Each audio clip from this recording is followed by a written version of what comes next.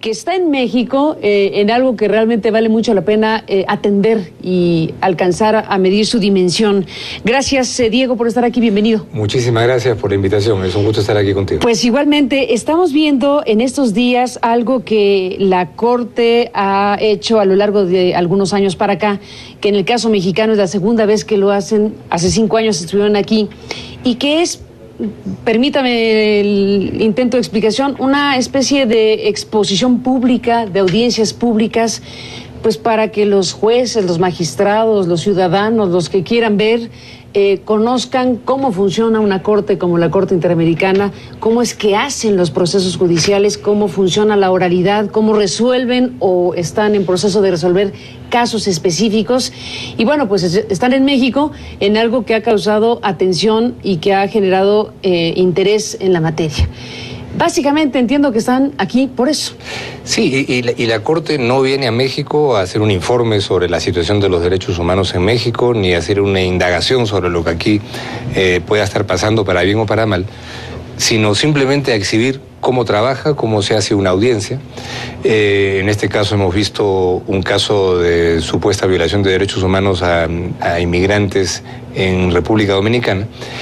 ¿Y por qué esto suscita interés? ¿Por qué en el fin de semana antepasado se inscribieron a través de la vía electrónica más de 8.000 personas, que hubo que cerrar eso porque ya no había sitio? 8.000 personas, lo que sigue es un estadio de fútbol. Claro, casi estábamos pensando en el Estadio Azteca, pero era un poquito tarde para pedirlo. Pero, ¿por qué hay interés?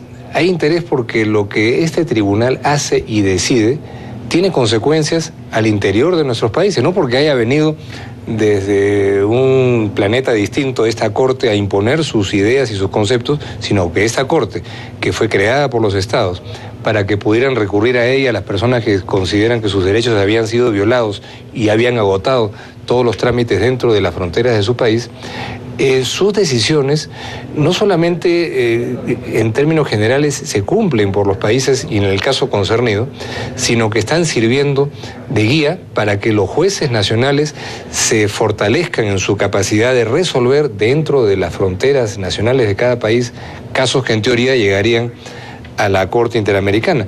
Entonces, el hecho de que se hayan dictado decisiones, por ejemplo, dejando sin efecto leyes de autoamnistía, que dictaron autoritarios o corruptos para beneficiarse, y que eso haya traído una operación en dominó, que en distintos lugares de América Latina las leyes de amnistía o autoamnistía fueron dejadas sin efecto, muchas veces por decisión de los órganos nacionales, como ocurrió con la Corte Suprema de Argentina, y otras veces por seguimiento en otros países por decisiones de la Corte Interamericana, de manera que hoy día las viejas violaciones de derechos humanos en dictaduras o en gobiernos autoritarios no solamente están siendo investigadas, sino que hay gente que ha sido sancionada penalmente, cosa que en otrora los tiempos de América Latina no hubiera pasado, ¿no? Bueno, en diferentes velocidades y con diferentes resultados, desde luego, en América Latina son situaciones distintas. Argentina, por ejemplo, recientemente en México, con sus, como decimos aquí, asegúnes, pero ciertamente estamos frente a un conjunto de situaciones que en el caso mexicano, a raíz de varias sentencias de la Corte Interamericana de Derechos Humanos contra el Estado mexicano, pues a lo que han llevado es a un rediseño total prácticamente del sistema de justicia. Y lo que está ocurriendo en México realmente es importantísimo. Y punto de partida son las sentencias de la Corte Interamericana, o fundamentalmente eso. Pero digamos, son las sentencias de la Corte, pero la forma en la que también la Judicatura Mexicana, en particular la Suprema Corte de Justicia, siguiendo la reforma constitucional del 2011, ha ido recreando su propio derecho y el derecho constitucional mexicano, estableciendo lo que llamamos un diálogo jurisprudencial, en el sentido de que las sentencias avanzadas de la Suprema Corte se conectan con las de la Corte Interamericana, no para establecer una relación de subordinación en la que la Corte Interamericana le dice al sistema judicial mexicano lo que tiene que hacer, sino para producir un mutuo enriquecimiento, porque nosotros también citamos, entre otras de nuestras fuentes, a las decisiones de la justicia mexicana. Entonces, esto permite no solamente resolver algunos casos que han habido, es decir, el tema de mujeres en Ciudad Juárez, y el caso de Campo Algodonero, que han permitido soluciones para los casos, con temas todavía pendientes de investigaciones que son complejas y que ya llegarán a buen puerto en algún momento, pero que se proyectan más allá del caso en términos de políticas públicas para la protección de las mujeres en la zona de Ciudad Juárez, por ejemplo, ¿no? Entonces, el hecho de que hoy día, por disposición y decisión de la Suprema Corte de Justicia, los jueces mexicanos estén obligados no solamente a ceñirse a la ley y a la Constitución, sino a estos criterios jurisprudenciales de la Corte Interamericana, da un punto de avance en la protección de los derechos humanos, porque dice la Suprema Corte de Justicia, si hay una norma mexicana o una interpretación mexicana que proteja mejor los derechos humanos que la Corte Interamericana, que prevalezca eso, lo que proteja más. De manera que la Corte no tiene necesidad, nuestra Corte, de reclamar ahí derechos de autor, sino jugar, como se dice en términos futbolísticos, en pared, ¿no? Porque hay un juego recíproco que va en la línea de protección de los derechos, ¿no? Diego, hay una parte que he oído de todo este cambio de paradigma, diría el presidente de la Corte Mexicana, del sistema judicial en nuestro país, que preocupa a algunos juristas, que inquieta, que no queda muy claro cómo es que en el caso mexicano va a terminar de aplicarse, y que tiene que ver con este concepto que le pido me explique bien, que es este asunto el famoso control de convencionalidad. Control de convencionalidad. Cuando yo leo su discurso, uno de sus discursos recientes, veo que pone la palabra cautela para el caso mexicano. Primero, ¿qué cosa es esto?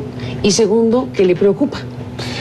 No, en realidad no me preocupa, sino simplemente llamo la atención de este concepto que es medio novedoso para la gran opinión pública, incluso en el mundo jurídico, control de convencionalidad. ¿Qué quiere decir eso? Quiere decir que la autoridad judicial, particularmente, tiene que tener en cuenta no solamente la Constitución y la ley, sino la Convención Americana de Derechos Humanos, el Tratado sobre Derechos Humanos, que no es algo que viene de fuera, es un tratado suscrito soberanamente por los países, en este caso por México, que entraña una serie de obligaciones en materia de derechos humanos, en donde la interpretación máxima la hace la Corte Interamericana, porque así lo dispone el tratado.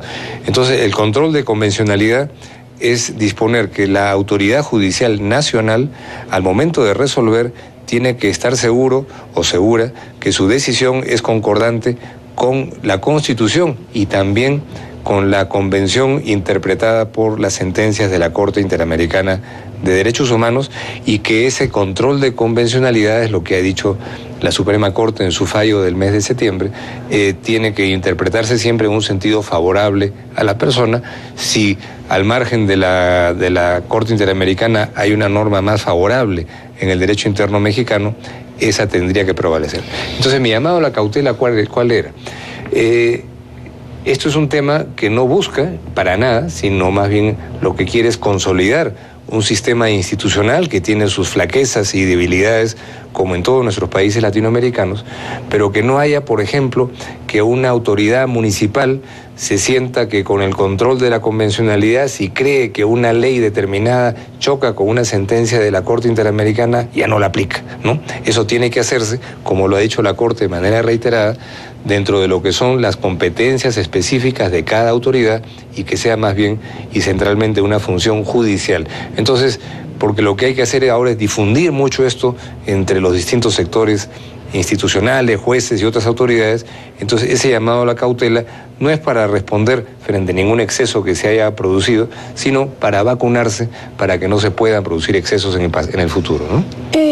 Con esto, si yo no me equivoco, lo que antes solo podía hacer la Suprema Corte de Justicia, esta facultad interpretativa, digámoslo así, la deberá realizar, o la deben ya realizar los jueces. Todos los jueces, desde el primer juez hasta el último. Pero naturalmente los jueces son parte de una estructura jerarquizada en donde hay recursos que pueden llegar a tribunales e instancias superiores. Entonces, por eso en este momento es muy importante que haya una aproximación que busque homogeneizar conceptos y criterios, para que no se hagan pues locuras, y se está haciendo un esfuerzo entre la Suprema Corte y la Corte Interamericana en organizar herramientas tecnológicas para que todos los jueces, no solo de México, sino de América Latina, puedan utilizar, y esa herramienta ya está disponible, para poder acceder a los conceptos y poder saber qué cosa es lo que... ¿Cuál es la herramienta? Es una herramienta llamada buscadores. Buscadores, para que los jueces sepan dónde Entonces, buscar. Hay ahí 30.000 conceptos sobre la base de la selección de casi 5.000 párrafos de sentencias de la Corte. Más de 20 abogados han trabajado en ello, más informáticos durante 2 años, de manera que hoy día un juez de Tampico o un juez del Cusco pueda encontrar qué cosa ha dicho la Corte Interamericana sobre discriminación por orientación sexual si le llega algún día un caso de esa naturaleza y quiere saber qué dijo la Corte y utilizar lo que el juez considere pertinente. No está obligado a seguir al pie de la letra porque el juez crea derecho, el juez nacional y el juez internacional al momento de resolver un caso, ¿no? Diego, déjeme hacer una pausa y regresamos en esta conversación. Volvemos.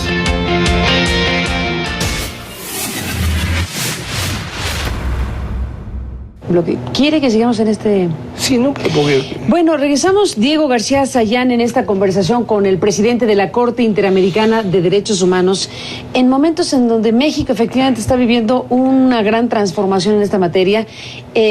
Apenas hace algunas semanas la Suprema Corte de Justicia Mexicana resolvió una contradicción de tesis que fue muy controvertida, fue controvertida y fue criticada por organismos de derechos humanos que dijeron es un retroceso, que tenía que ver con esta discusión sobre si la Constitución mexicana en algunos casos excepcionales está arriba de los tratados, y bueno, se resolvió un asunto que yo simplemente digo generó reacciones adversas de gente especializada en la materia. Conoce el asunto, supongo, Diego, y tendrá alguna opinión que dar. Sí, mira, es un debate que concierne básicamente a los mexicanos y son asuntos de interpretación de la Constitución, en donde yo no soy la persona indicada para hacerlo, pero yo simplemente constato 2 o 3 elementos que para mí son muy importantes y que sin duda prevalecen sobre otros ingredientes. En primer lugar, la ratificación del concepto contenido ya en la Constitución reformada de que los tratados tienen rango constitucional, los tratados de derechos humanos. En segundo lugar, que debe prevalecer siempre el principio pro persona, es decir, la interpretación judicial y de las autoridades tiene que ser la que favorezca más a la persona. Y el tercer concepto, que es el más significativo a nuestro juicio por lo menos, que es establecer que la jurisprudencia, que las decisiones de la Corte Interamericana de Derechos Humanos y el razonamiento de las mismas es vinculante, es decir, obligatorio para los jueces mexicanos. Eso significa conectar el derecho nacional y el derecho internacional con un enfoque, digamos, del objetivo central del derecho y de las herramientas legales, que es hacer la justicia, ¿no? Entonces, yo creo que eso, la forma en la que lo ha planteado en su decisión la Suprema Corte, fue muy clara y muy nítida, y que abre sin duda una necesidad de poner en manos de los jueces de México y de los países que tienen una aproximación parecida, como Colombia, Perú o Argentina, las herramientas para que puedan realmente acceder a esa jurisprudencia, a ese parrafito preciso que necesitan. Entonces, yo creo que lo que se ha hecho aquí en el debate que han tenido en México, que ha sido muy rico, que aquí pues salen esos debates por televisión, cosa que no es usual, eso lo hacen solo en Brasil y en México. ¿En el canal judicial? Sí, y en Brasil también, ¿no? Entonces, yo no sé si es bueno o malo, es transparente, sí, pero a veces...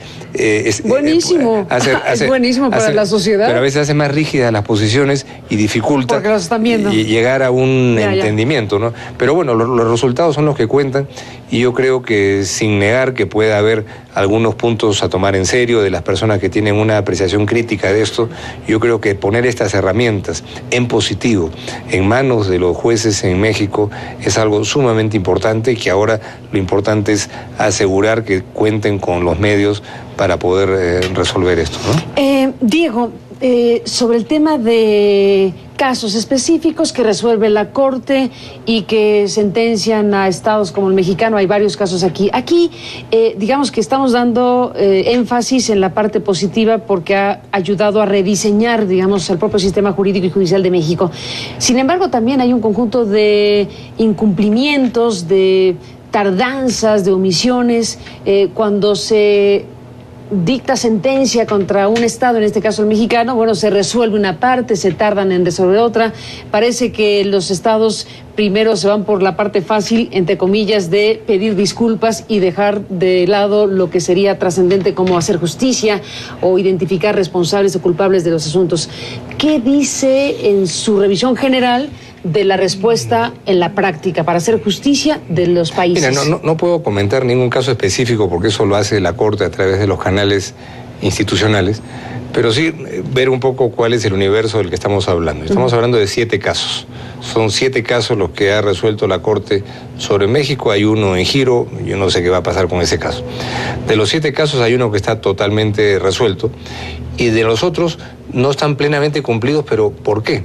No estoy aquí justificando nada, pero simplemente explicando cómo es una sentencia de la Corte Interamericana, no establece simplemente es responsable el Estado y tiene que pagar una reparación. Eso sería muy simple de hacer una estadística. Es mucho más complejo, porque tiene que ver con procedimientos de reparación, por supuesto reconocimientos de responsabilidad, homenajes, programas de salud, programas educativos, becas y otros que están, todos esos componentes encaminados, ¿no? En la mayoría de estos casos. En donde tal vez el elemento que tú has destacado en tu pregunta, que es cierto, hay un elemento de justicia que está todavía no plenamente cumplido en alguno de estos casos, pero que está de alguna forma encaminado en la medida en que uno de los recelos que tenía la sociedad mexicana, y en estos casos específicos así lo vimos, es que no se confiaba en que situaciones en donde se atribuía responsabilidad a miembros de las Fuerzas Armadas fueran investigados por aparatos de la justicia militar. Y en base a sentencias de la Corte al caso Radilla, la Suprema Corte de Justicia de México estableció que al margen de que más adelante se cambiara el artículo pertinente de la Constitución sobre justicia militar y de la ley, desde ya todos esos casos tenían que pasar a la justicia ordinaria. Y así ha sido.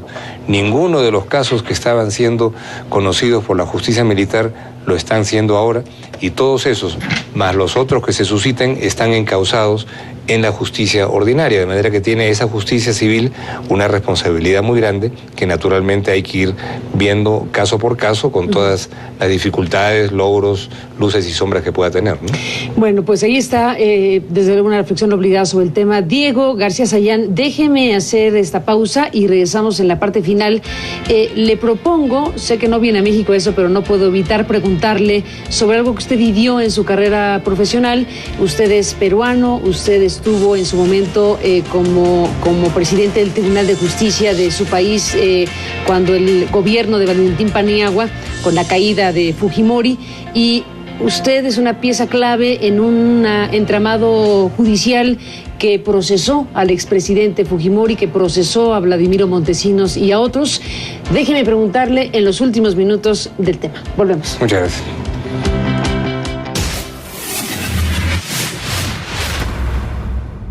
Todo estaba ahí. Diego García Sayán, se nos acabó el tiempo, pero en esta parte final no puedo no preguntar, porque en México en estos últimos días ha habido grandes tensiones, digamos, y nos ha tocado vivir una exposición sobre el tema Perú. Usted fue, presidente del tribunal, perdón, ministro de Justicia, es la figura, ministro de Justicia en el gobierno de Valentín Paniagua, luego fue canciller con Toledo en el siguiente gobierno, y le tocó vivir ese momento tan importante en Perú donde se desmontó, se procesó judicialmente un entramado de muy alto nivel, un entramado criminal, desde luego desde el ámbito más alto de la política, y ahí estuvo Fujimori, Montesinos y otros que desde luego forman parte de este asunto. ¿Cómo describiría lo que pasó en Perú con esta historia? Lo que teníamos a la vista era la punta del iceberg, ¿no? Porque cuando llegamos, luego del colapso, fuga de Fujimori, dimos algunas disposiciones para facilitar la entrega de información, para que aquellos que entregaran dinero de la corrupción tuvieran algún tipo de ventaja procesal y en las sanciones penales. Y fuimos descubriendo una cosa en donde era una mezcla de la corrupción más grande que ha habido en la historia del Perú y una de las más grandes en la historia de América Latina, de violación masiva de derechos humanos, de interferencia grosera para el control de los medios de comunicación, ¿no?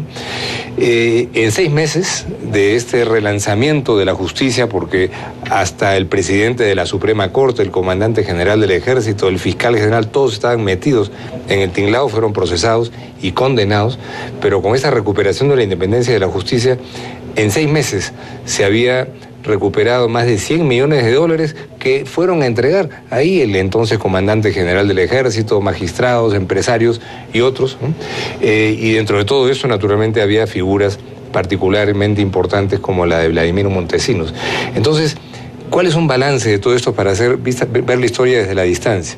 Que un sistema que puede haber sido pervertido con todos los mecanismos de corrupción, de prebendas, de amenazas, puede vitalizarse rápidamente si hay objetivos claros y que encuentras mucha gente sanísima dentro del sistema judicial que, organizando procesos perfectamente regulares, con todas las garantías al derecho a la defensa, debido proceso, llevó a que personajes muy relevantes de ese entonces fueran procesados y condenados, y que sea uno de los países que tiene a un expresidente condenado por delitos que fueron demostrados ante los tribunales. No me corresponde aquí incidir mucho en esos detalles, pero me parece que es un fenómeno nuevo que se abre en América Latina, ¿no? Es decir, de líneas de respuesta institucional en donde la transición de un régimen a otro no abre las puertas de la venganza ni de la persecución, sino de la justicia. Y ahí, bueno, pues desde luego hay mucho de qué hablar, Diego, al respecto. ¿Qué papel jugó en este entramado que, bueno, una de las pretensiones era perpetuar a Fujimori en el poder, reelegirlo hasta donde se pudiera? ¿Qué papel jugaron, por ejemplo, figuras de medios de comunicación, periodistas, prensa chicha, todo lo que se, desde luego, puso a la mesa ahí en este distribución de recursos para lograr ese propósito? Y eso nosotros lo veíamos desde la tribuna cuando estaban ellos en el gobierno, que bueno, decíamos, ¿cómo será? ¿Por qué hacen las cosas de esa manera, no? A veces uno decía, será convicción ideológica, ¿no? Después no, después se fue descubriendo y hay muchísimos videos que lo demuestran, cómo los importantes conductores o dueños de medios de comunicación recibían los fajos de dólares en bolsas, ¿no? Para orientar la información, orientar la opinión en un sentido tan perverso que incluso se prohibió desde el gobierno, sin que la ciudadanía lo supiera, que aceptaran publicidad en las campañas electorales a cambio de que, naturalmente, por debajo de la mesa o por muy encima de la mesa, porque eso salió en los videos, se compraba el silencio de los medios de comunicación. Me lo contará más ampliamente después de este programa, porque se acabó el tiempo y seguiremos platicando fuera del aire. Bueno, y